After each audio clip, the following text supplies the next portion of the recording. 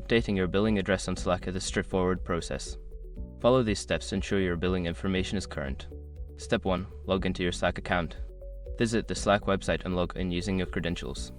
Make sure you are using the account associated with the billing information you want to update. Step 2. Access billing settings. Once logged in, click on your workspace name in the top left corner.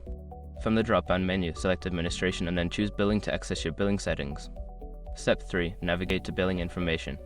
Don't continue before doing this. A lot of online accounts end up exposed in breaches without people even realizing it.